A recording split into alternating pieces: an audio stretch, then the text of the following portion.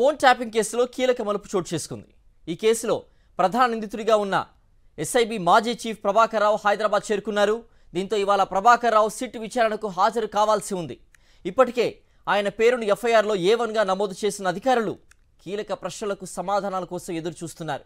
ఈ కేసులో దర్యాప్తు ముమ్మరంగా సాగుతుండగా సిట్ ఆఫీస్ని మసబ్ ట్యాంక్ నుంచి జూబ్లీహిల్స్ పోలీస్ స్టేషన్కు మార్చడం మరో ఆసక్తికర అంశంగా మారింది.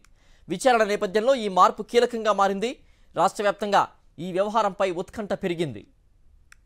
రాష్ట్ర స్పెషల్ ఇంటెలిజెన్స్ బ్యూరో కేంద్రంగా జరిగిన అక్రమ ఫోన్ ట్యాపింగ్ కేసులో ప్రధాన నిందితుడిగా ఉన్న ఆ విభాగం మాజీ చీఫ్ టి ప్రభాకర్ రావు ఇవాళ ప్రత్యేక దర్యాప్తు బృందం ఎదుట విచారణకు హాజరయ్యే అవకాశం ఉంది.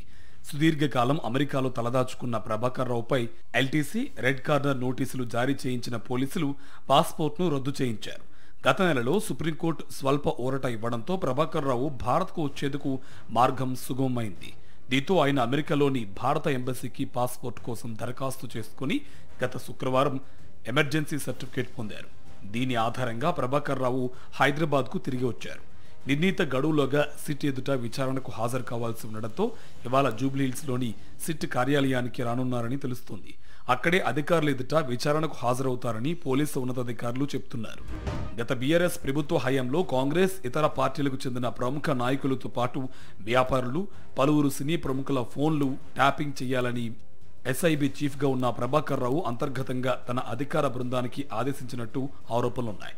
ఎస్ఐబి కార్యాలయంలోనే ప్రత్యేక గదిని ఏర్పాటు చేసుకుని ఆధునిక పరికరాల ద్వారా ఆయన కింది స్థాయి సిబ్బంది ఫోన్ ట్యాపింగ్కు పాల్పడినట్టు సిట్ దర్యాప్తులో తేల్చింది.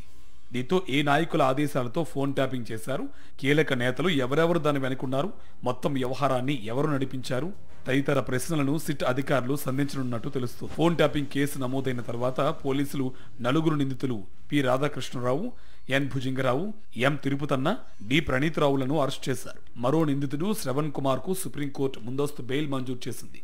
ఈ 5గురితో పాటు పదుల సంఖ్యలో సాక్షుల్ని విచారించి వాంగ్మూలాలు నమోదు చేశారు. టెలికాం సర్వీసు ప్రొవైడర్లతో పాటు ఫోరెన్సిక్ సైన్స్ ల్యాబొరేటరీ నుంచి అనేక నివేదికలు పొందారు.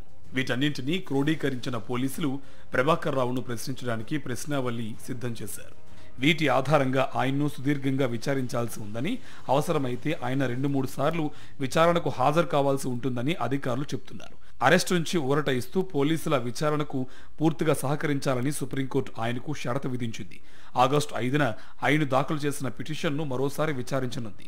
ఈలోపు ప్రభాకర్ రావు విచారణకు సహకరించుకుంటే ఆ విషయాన్ని న్యాయస్థానం దృష్టికి తీసుకువెళ్లి కస్టోడియల్ విచారణకు పోలీసులు అనుమతి కోరే అవకాశం ఉంది. మొత్తం మీద ఫోన్ ట్యాపింగ్ కేసులో కీలక సూత్రధారిగా పేర్కొనబడుతున్న మాజీ ఐజీ ప్రభాకర్ రావు దర్యాప్తు అధికారుల ముందు ఎలాంటి నిజాలను బయటపెట్టబోతున్నారనే ఉత్కంఠ ఇటు బీఆర్ఎస్ తో పాటు అన్ని రాజకీయ పక్షాల్లో నెలకొంది.